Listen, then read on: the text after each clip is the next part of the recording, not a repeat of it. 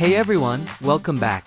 In today's video, I'm going to show you how to set up and use Microsoft's Your Phone app, a handy tool for seamlessly connecting your smartphone to your Windows PC. Whether you want to access your phone's notifications, messages, or even make calls from your computer, your phone makes it all possible. Kindly subscribe if you haven't subscribed already. Now, let's dive in. The first step is to launch the Phone Link app. On the taskbar, find the Windows icon and left-click to open. Type Phone Link in the search field. Left-click again to launch the Phone Link application.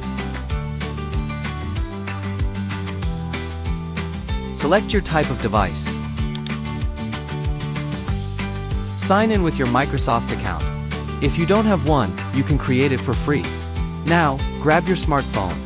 For Android users, go to the Google Play Store and search for Link to Windows by Microsoft Corporation.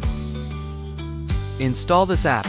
For iPhone users, go to the App Store and search for Your Phone Companion by Microsoft Corporation. Install this app as well. Open the Your Phone Companion app on your smartphone. Sign in with your Microsoft account and grant necessary permissions when prompted. Follow the on-screen instructions to link your phone to your PC.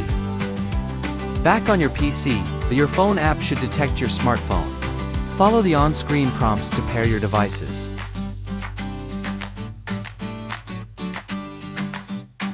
Once paired, follow any additional setup prompts on both your PC and smartphone.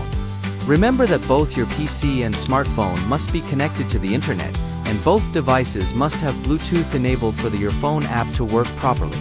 Now that everything is set up, let's explore what you can do with the Your Phone app.